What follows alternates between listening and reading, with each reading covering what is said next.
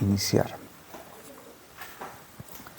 Venimos hablando este mes de mayo sobre la familia y construir sobre la roca hogares.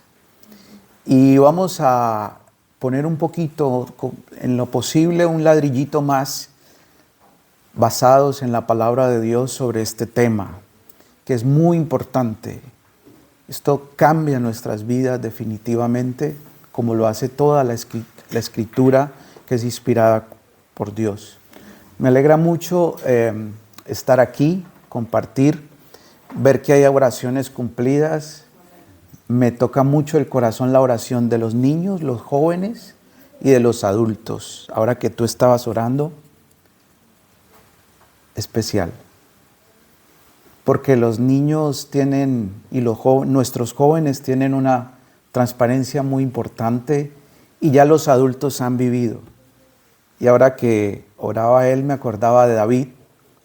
David escribió en los Salmos oraciones siendo casi un niño como él, o menor. No sé cuántos años tienes, pero la historia nos dice que era un joven, muy joven. Y luego encontramos oraciones de David, siendo ya un anciano, una persona mayor, habiendo experimentado tantas cosas en su vida. De esas dos personas aprendemos en la palabra de Dios oraciones muy valiosas para nuestra vida. Valoro mucho las oraciones de los jóvenes, niños y de los mayores. Ahí aprendemos, hay sabiduría de Dios.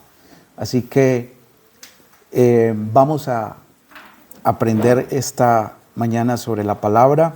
Este es el mes de la familia.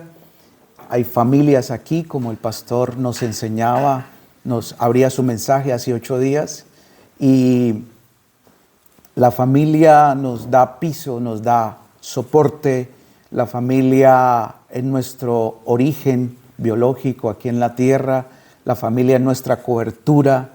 La sociedad está constituida por familias, por hogares, y nunca podemos olvidar este principio constitucional de Dios que está en su palabra. Yo quiero que leamos 2 textos y no perdamos de vista Mateo 24. Ahora lo vamos a leer, pero vamos a leer 2 textos. Quiero que aquí a mi izquierda busquen, por favor, aquí a mi izquierda, Génesis capítulo 3, versículo 1. Y aquí a mi derecha, 2 Corintios 11:3. Son 2 textos que tienen una conexión en mucha distancia, en años, en tiempo, pero tienen una conexión maravillosa y nos dan verdades si seguimos aquí. Entonces, síganme en la lectura, no tiene que leerlo en voz alta, voy a leerlo para que nos quede grabado y vamos a leerlos. Génesis 3:1 dice: la serpiente era el más astuto de todos los animales salvajes que el Señor Dios había hecho. Cierto día le preguntó a la mujer: ¿de veras Dios les dijo que no deben comer del fruto de ninguno de los árboles? Eso dice Génesis 3:1. 2 Corintios 11:3 dice: pero temo, está escribiendo Pablo a los Corintios, pero temo que de alguna manera su pura y completa devoción a Cristo se corrompa, tal como Eva fue engañada por la astucia de la serpiente. Cuando usted encuentre en los textos bíblicos comas, punto aparte, punto y coma, punto seguido, trate de hacer la lectura llevando esas puntuaciones para que usted pueda entender mejor. Vuelva a acompañarme a 2 Corintios 11:3, creo que los de mi lado derecho tienen esa, dice: pero temo que de alguna manera su pura y completa devoción a Cristo se corrompa. Hay otra coma. Tal como Eva fue engañada por la astucia de la serpiente. Génesis es un libro de los comienzos, de los inicios, y es un libro que nos da muchas pautas Me alegró mucho hace 8 días que el pastor Felipe estuvo enseñando acerca, y Henry también lo estuvo haciendo por ahí, entre Génesis 2 y 3. Comencé a leer aquí en España nuevamente Génesis y no he podido pasar del capítulo 3, porque desde la primera frase que hay en Génesis 1:1 y dice, en el principio Dios creó, allí tuve que detenerme y meditar y reflexionar y revisar mi comentario bíblico, porque hay mucho contenido desde el primer versículo del capítulo 1 y en adelante. Y ahora que estamos con la familia y ahora que estamos estudiando este mes de la familia, se ha abierto más mi entendimiento de, tranquilos que nadie se ha quedado dormido, de lo que es el libro de Génesis. Si usted tiene la oportunidad y no está leyendo otro libro, yo le invito a que lo lea. Del capítulo 1 al 11 hay mucha sabiduría fundacional del Señor y muchas situaciones que nos ayudan a entender doctrinas. Gloria a Dios. Gloria a Dios. No es sueño. Son las Biblias que quieren seguirnos hablando allá atrás. Pero Génesis nos amplía un panorama del 1 al 11 de toda esta parte creacional de Dios fundamental. Y luego si nos vamos desde el capítulo 12 hasta el último, por ahí el 50, 51, vamos a encontrar que la historia se parte con un hombre que es Abraham y recibe una promesa en el capítulo 12 y empieza toda la historia de ese pueblo que nace de allí y que diariamente lo vemos en las noticias del Medio Oriente, lo que sucede allí. La palabra de Dios en el libro de Génesis nos enseña muchísimas cosas. Se conecta toda la escritura con el libro de Génesis. Si ustedes han podido comprar el manual del curso de doctrinas fundamentales, allí van a encontrar conexiones con el libro de Génesis. Ahí hay un libro de doctrinas fundamentales que se está ofreciendo, la hermana Marina lo ha estado ofreciendo, es un manual pequeño para que estudiemos en casa, tiene unos talleres muy dinámicos, cortos, muy reflexivos, que nos ayudan a entender cada tema y le invito a que usted lo adquiera, lo estudie en casa, lo lea y va a encontrar muchas conexiones aún con el libro de Génesis en ese material. Amén. Bueno, primero tenemos en este texto que hemos leído, recuerden, no pierdan de vista Mateo 7:24.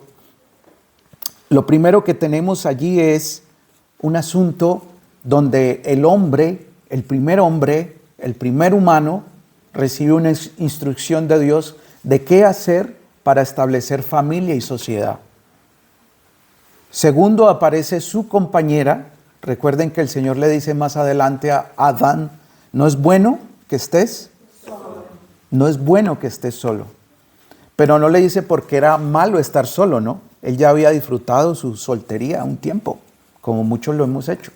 O muchos aún son solteros y todavía no tienen una compañera legal a su lado, su esposa, su compañera, no están en matrimonio.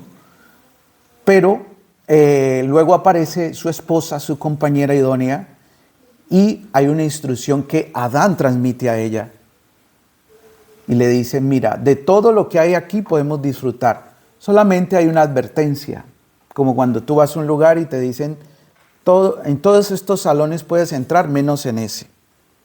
Ah, bueno, no lo hago. Todo lo que hay aquí lo puedes tocar, menos el equipo de sonido, el ordenador. Ok, entonces no lo toco. Era una advertencia que el Señor le había dado a Adán. Él la transmitió a su esposa, se lo dio a él solo, soltero.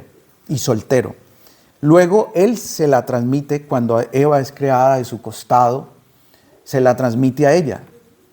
Porque cuando Satanás en el capítulo 3 habla con Eva, versículo 1, le está diciendo, esto nos ha dicho el Señor, nos ha dicho Dios, que no podemos tocar. Porque el día que lo hagamos, ¿qué? Moriremos, ¿cierto? Pero viene una cuestión, que la serpiente era astuta y le dice a Eva, con que el Señor Dios te ha dicho esto, ¿no? Entonces de ahí surge un diálogo entre la serpiente y Eva. Usted puede leer algunos comentarios, si nos vamos al texto literal, siempre hay preguntas, ¿puede una serpiente hablar? Pues una burra en la historia con Balaán habló. Los espíritus toman cuerpos, se manifiestan, pero parece que la serpiente en ese tiempo no era lo que nosotros conocemos. Recuerde que luego el Señor Dios le dice, te arrastrarás. Posiblemente antes la serpiente no se arrastraba, era un animal más noble, tenía otro contexto como lo que conocemos ahora, ¿no? Es posible, no lo estoy afirmando totalmente, pero es posible si nos metemos más en el texto y los comentarios. El asunto es que pone en Eva, después de que ella tenía una información, lo más probable es transmitida desde su esposo, tenía una información de qué hacer y qué no hacer.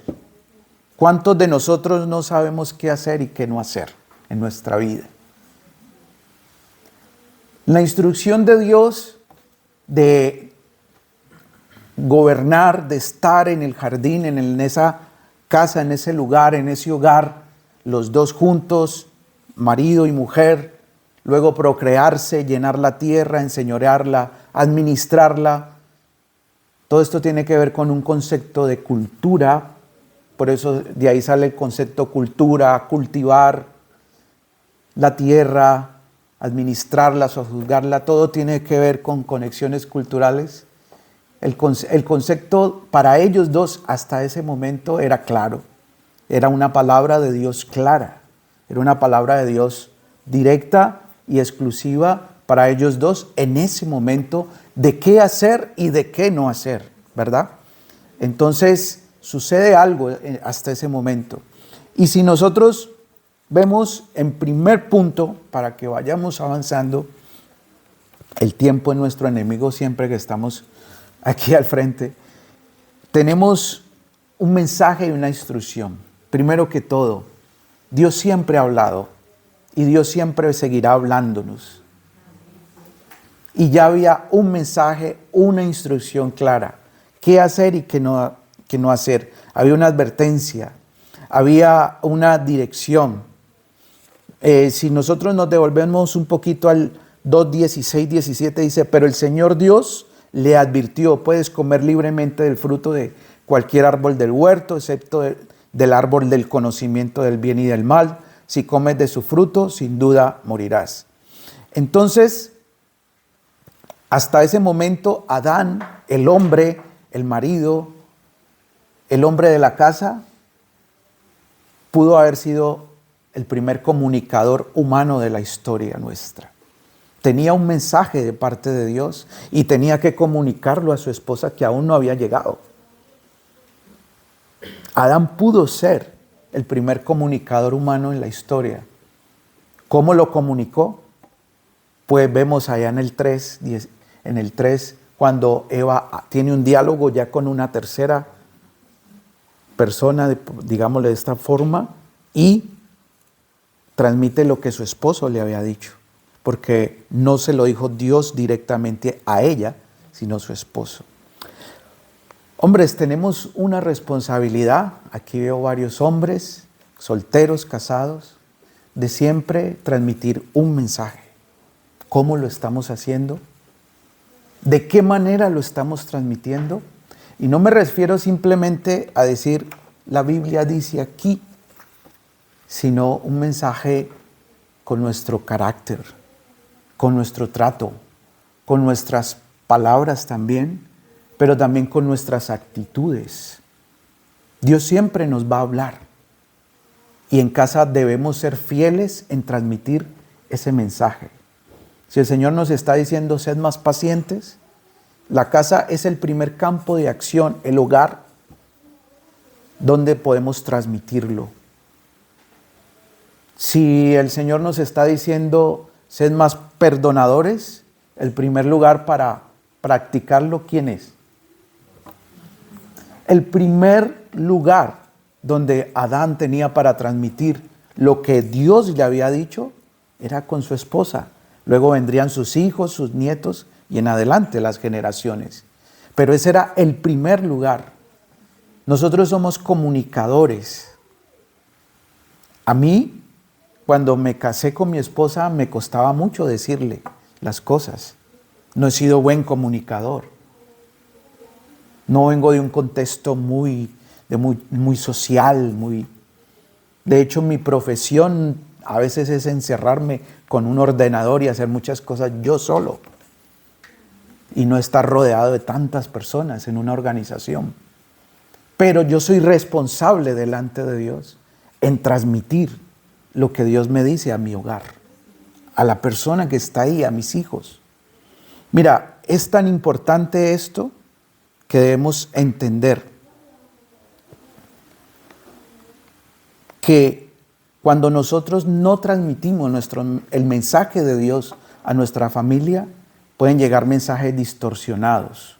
¿Recuerdan lo que dijo la serpiente? Con que Dios te dijo. Ahí ya el mensaje se estaba distorsionando. Ya se le estaba poniendo otro tinte, otro color, otra intención. Nosotros, varones, los aprecio, sé las luchas como hombres, sé las luchas que tenemos. A veces nos cuesta hablar, a veces la mujer es la que más habla y nosotros sí, no. Somos a veces monosílabos, ¿no? Los varones, ¿cierto? Y nos demoramos en expresar qué estamos sintiendo. Debemos comunicar. Y para poder comunicar el mensaje correctamente, no tenemos que ser periodistas, comunicadores sociales, poetas, qué sé yo. Tenemos que ir y escuchar el mensaje de parte de Dios y traerlo a casa. Debemos comunicar correctamente el mensaje. No podemos callarlo. En nuestra casa no podemos llevar un mensaje, a nuestros hogares no podemos llevar. Si queremos construir sobre la roca, recuerden Mateo 7:24, que ahora lo vamos a mirar un poco, tenemos que tener un mensaje. Cuando algo pasa en casa, siempre nuestras esposas nos dicen, ¿y ahora qué hacemos? ¿Cierto? Siempre, ¿y tú qué solución tienes? Yo en mi casa uso algo, aunque a veces no lo tengo. Le digo a mi esposa y mi hijo, le digo, yo tengo un plan B.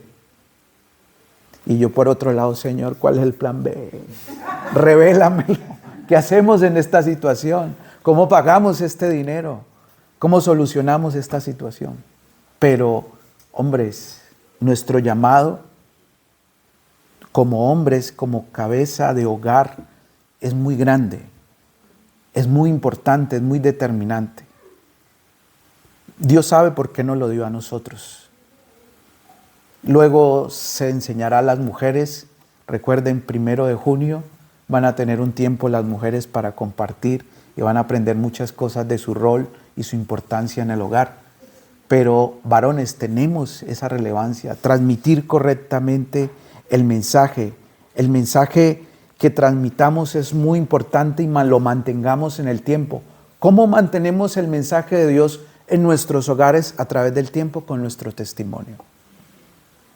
Creyendo siempre, confiando en el Señor siempre, no dudando y perseverando. Yo sé que a veces como hombres no queremos ir a la iglesia, no queremos ir un domingo, no queremos ir a la vigilia.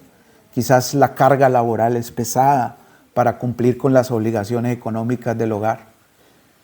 Pero cuando nosotros, a pesar del cansancio, a pesar de llegamos, le estamos dando un mensaje a nuestro hogar. Hay que buscar al Señor.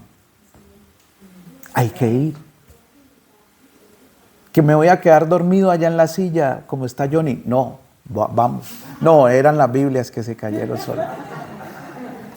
Johnny está atento.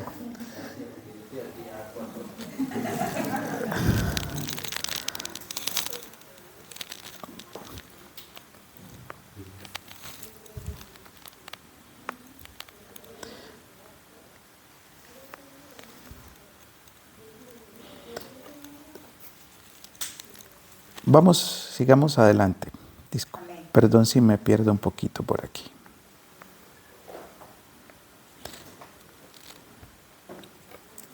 Primero tenemos un mensaje. El mensaje no puede distorsionarse.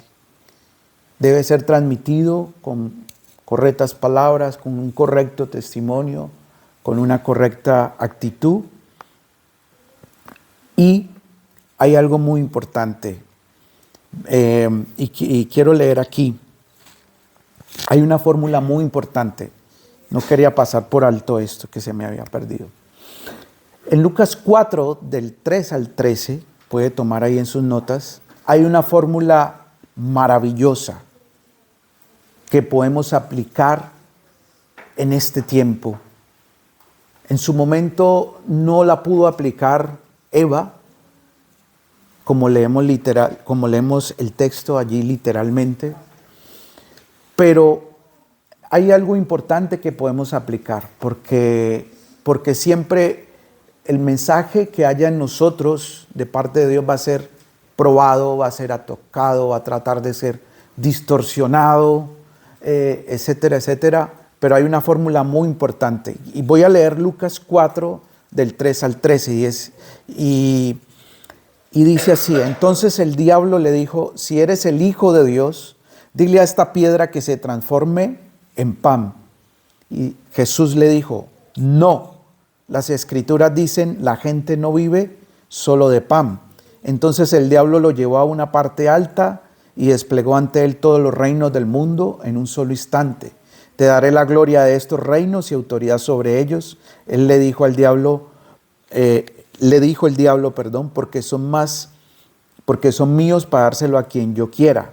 Jesús le respondió: las Escrituras dicen, adora al Señor tu Dios y sírvele únicamente a Él, pues las Escrituras dicen, Él ordenará a sus ángeles que te protejan y te guarden y te sostendrán con sus manos para que ni siquiera te lastimes el pie con una piedra. Jesús le respondió: las Escrituras también dicen, no pondrás a prueba al Señor tu Dios. Cuando el diablo terminó de tentar a Jesús, lo dejó hasta la siguiente oportunidad. Este texto tiene una fórmula que es 4, 8 y 12. Si ustedes notan, Jesús en los versículos 4, 8 y 12 le dice a Satanás: escrito está. Hombres, mujeres, hogares, cuando venga Satanás con sus mentiras a tentarnos, a seducirnos, a hacer lo que el Señor nos ha enviado no a hacer, nosotros vamos a usar esa fórmula, 4, 8 y 12. Para que la puedan recordar. Escrito está. Si Eva le dice a la serpiente, escrito está, ya no haría nada. Afortunadamente, nuestro Salvador, Jesucristo, nuestro Señor, dijo, escrito está, y nos dio la victoria. Y tenemos que pelear desde allí. Escrito está. Por eso tenemos que conocer lo que está escrito. Jesús no pudo haber resistido la invitación a hacer lo malo si no pudiera haber dicho, escrito está. Dios el Padre dijo esto, escrito está. Entonces una formulita importante que está allí en Lucas 4, del 3 al 13, y está 4, 8 y 12. Escrito está. Pero el Señor dice, porque siempre nuestra fe, nuestro mensaje que tenemos de Dios va a ser confrontado. Estamos en una época muy de muchas ideas, de mucha filosofía. Un pensador dijo, el próximo siglo, hablando del siglo pasado, ¿será espiritual o no será? Y él se estaba refiriendo a todo lo que vemos. Todo hoy tiene que ver con ciencia, con política, con filosofía, con humanismo, con ateísmo, con todas estas corrientes de pensamiento. No que en los tiempos bíblicos no lo sabía. Ahora que estaba enseñando nuestra hermana el contexto y el panorama del Nuevo Testamento, que es una clase maravillosa, podemos entender así a modo como cuando nos ponemos en un mirador y ver todo lo que es Calahorra de norte a sur y y ver, sí, aquí está tal cosa, aquí. Así es cuando estudiamos la palabra en panorama. Y no quiere decir que en esos tiempos no habían corrientes filosóficas que atentaban contra la fe de los creyentes. Sí las había, como en este tiempo las hay masivamente. La diferencia es que se daban en las calles, se daban en los lugares de enseñanza, se daban en los sitios donde llegaba alguien a transmitir filosofías. Ahora la diferencia es que llega a las pantallas que tenemos en casa. Está tan cerca de nosotros. Nuestros hijos están leyendo ideas filosóficas todo el tiempo. No crean que hay cosas que encontramos en las redes sociales porque a alguien se le ocurrió. Bueno, algunas sí porque alguien se le... Pero las mayorías tienen una ideología. Y ahí es donde tenemos que tener cuidado, tanto nosotros como cuidar nuestras familias, qué estamos consumiendo. Porque ahí determina cómo y qué vamos a pensar. En las redes sociales hay de todo. Hay autores de todo tipo y que te van a tratar de convencer a creer en filosofías huecas, en falsas doctrinas, en banalidades de la vida, en que el único propósito de la vida es el placer, que el único propósito de la vida es lo que puedas disfrutar y no hay nada más. Todo eso lo vemos a diarios en mensajes, en posts, en muros. Todo esto es el contenido que hay ahora. Pero el mensaje tenemos que tener siempre un filtro, una fórmula, como les decía ahora en Lucas 4, de decir, pero escrito está. Amén. Vamos al siguiente punto. Gloria a Dios por ese Salvador que hemos conocido, que le dijo a Satanás, escrito está. Entonces, el segundo punto tiene que ver con esto, para que vamos concluyendo. Y es, ¿qué estamos escuchando? Lo que les acabo de decir. Evaluemos. ¿Cuál es el mensaje que está distorsionando el mensaje correcto? ¿A cuál damos atención y prioridad en nuestra vida? No se predica, como les decía, solo en la iglesia. Hay otros púlpitos en la sociedad que nos están predicando. Yo hace un tiempo leí un libro que se llama Discipulando Naciones, de un escritor norteamericano, que es muy importante, cómo las ideas se van moviendo en la sociedad y van bajando desde los círculos más altos a los más inferiores, y cómo eso está afectando la sociedad y se ha movido. Mira, cuando la palabra dice en 2 de Corintios, por allá en el capítulo 10, que nuestra guerra no es contra sangre y carne, y nosotros creemos a veces que peleando contra un demonio que no vemos, lo vamos a atar y no va a hacer nada, tenemos que evaluar lo que dicen las Escrituras. Ellos operan de una forma muy sutil, porque siempre ha sido una característica del enemigo desde Génesis capítulo 3 hasta Jesús, Lucas 4, y hasta la actualidad y en el futuro, la sutileza. Y una de las formas en que se introducen pensamientos demoníacos de muerte, de depravación, de homicidios, de suicidios, el consumo de drogas, lo que ahora todo se ha vuelto muy psiquiátrico, ¿no? Estábamos viendo una entrevista una de estas noches en casa con mi hermano acerca de esto y el consumo de medicinas para toda alteración, pero decía algo muy prudente uno de los médicos, y es que la sociedad ha perdido la tolerancia al dolor. Y algo que es muy honesto de la palabra de Dios es siempre enseñarnos que vamos a padecer. Nunca Cristo nos negó la persecución, el vituperio. Nunca Cristo nos mostró un panorama bonito y sin dolor en la existencia de la humanidad. De hecho, la palabra dice por allá en Timoteo, el que quiera vivir piadosamente recibirá persecución, ¿no? Entonces, nos hemos vuelto sociedades muy intolerantes al dolor y a no tener que padecer un poco, sabiendo que es parte de esta dinámica. La ofensa, por eso Jesús habló, van a ser ofendidos. ¿Cuántas veces debemos perdonar? Todas las necesarias. Jesús nos estaba advirtiendo. Jesús estaba advirtiendo lo vulnerable, pero también las amenazas que iba a tener nuestra fe en una sociedad. Y no solo en el pasado, sino en este siglo. Porque los principios y la sutileza del enemigo siguen siendo las mismas. Entonces, desde todo lugar hay un mensaje. Hay más que un púlpito que el de la iglesia. Hay muchos púlpitos donde se está predicando a las conciencias mensajes equivocados. Entonces, ¿qué música estamos escuchando? ¿Qué mensaje nos transmiten las artes que tenemos preferencia? La televisión, el mundo digital. ¿De qué estamos alimentando nuestra mente y nuestro corazón cada día? Me gusta cada mañana que enciendo el teléfono y veo un cafecito con Jesús. Una reflexión bíblica que alimenta nuestro corazón, nuestra mente. Y también el devocional que envía el pastor siempre me lleva a reflexionar la palabra de Dios y es como propicio para alimentar mi corazón. Tenemos un testimonio con mi esposa que uno de los devocionales que se enviaron en la mañana, que ella también lo recibe, la sacó de un momento de depresión. Estar aquí lejos de la familia, estar en un lugar desconocido, en un ambiente desconocido, te deprime. Pero la palabra de Dios es fiel.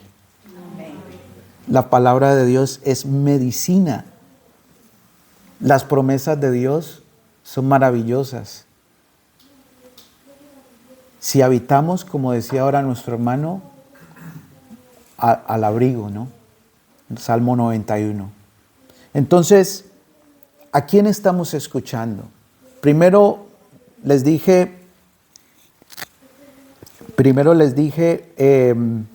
hay un mensaje en el contexto de Génesis 3.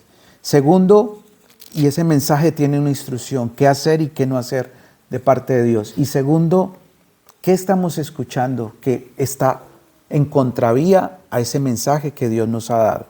Debemos mirar, debemos evaluar. Y dice 1 Corintios 15, 33, 34, no se dejen engañar por los que dicen semejantes cosas, porque las malas compañías corrompen el buen carácter. Piensen, versículo 34, sobre lo que es correcto y dejen de pecar, pues para su vergüenza les digo que algunos de ustedes no conocen a Dios en absoluto. ¿Saben cuál es el contexto de este pasaje allí en 1 Corintios 15? Habían algunos maestros que habían llegado a la iglesia de Corinto a decir que no había resurrección. Por eso, versículos atrás, Pablo les dice, si no hay resurrección, nuestra fe es vana. Nuestra fe no está fundada sobre nada. Porque si nuestro Salvador continúa en la tumba, entonces ¿en qué estamos creyendo? ¿En un Dios vivo o en un Dios muerto como el resto de ídolos que tiene su cultura? Ese es el contexto de ese pasaje. Pero algunos habían prestado su oído a estas enseñanzas. Algunos habían prestado su oído a estas cosas. Entonces parece que como que se juntaban a hablar con otros y les decían ciertas cosas. Los círculos sociales en que nos movemos y prestamos nuestros oídos influencian mucho nuestras vidas. Somos seres sociables. A través de las conversaciones se transmiten ideas, se transmiten preferencias, se transmiten intereses sociales, políticos, económicos. Y si nosotros dejamos que eso permee nuestra fe, que eso penetre y empiece a hacer un daño, recuerden lo que le dijo Satanás a Eva, con que Dios te ha dicho que no puedes comer. Ay, con que hay que obedecer a Dios. No, pero una pequeña desobediencia no pasa nada. Pero no pasa nada. Hay que tener cuidado allí, mis hermanos, y no dejarnos, como inicia el versículo 33, engañar. Porque la sutileza del engaño es el mayor enemigo para nuestras vidas. Y la mayor guerra espiritual que podemos hacer es, como cantaba ahora nuestra hermana, estar a sus pies, recibir instrucción, reconocer que no me las sé todas y soy dependiente de Él, y eso me va a guardar siempre. ¿En qué momento? Quizás hagamos como una suposición. En teología se puede hacer esto muchas veces, guardando las proporciones. Supongamos que Eva dice a su marido y lo llama y le dice: mira que aquí me están ofreciendo esto. Pudo haber pasado algo diferente, ¿no? Su marido tenía la instrucción, tenía claro el mensaje de parte del Padre, del Señor Dios poderoso, que nos muestra que hizo todas las cosas, unos textos atrás, unos versículos, y Adán pudo haberle dicho: no, ven, pudo haberla guardado. No estoy echando culpabilidad sobre Eva, estoy haciendo una suposición en el texto. Pero mira que me están ofreciendo esto, pero mira que me están diciendo que puedo hacer esto, pero mira que apareció un animal muy hermoso, parece que volaba, parece que tenía muy bonitos colores. ¿Qué pudo haber hablado con su marido? Se pudo haber dirigido al Padre y decirle: me están ofreciendo esto. ¿Qué dice tu palabra? ¿Qué hizo Jesús ante la oferta? Lucas 4. ¿Escrito? He mencionado durante el mensaje algunas cosas importantes. ¿Cuántos ven nuestro canal de YouTube, canal de la iglesia? ¿Todos saben manejar YouTube? ¿Todos tienen YouTube? ¿Sí? Algunos creo que no. No importa, lo vas a aprender.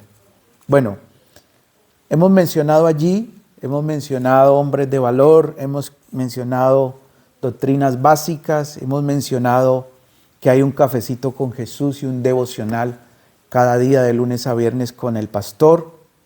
Hemos mencionado que hay mujeres de fe y viernes de oración también, las vigilias, el último cuarto viernes de cada mes, y los otros viernes caminatas, que en las caminatas simplemente es ponerle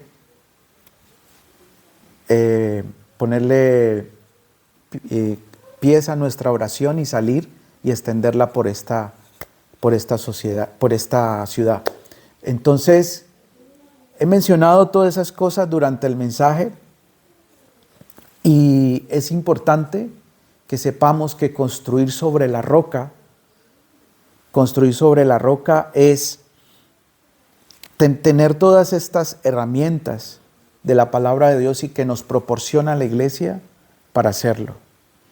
Si tenemos todas estas actividades y el centro es el Señor y el centro es la palabra de Dios, ¿podemos construir nuestras vidas y hogares sobre la roca? ¿Sí? Por eso las he mencionado.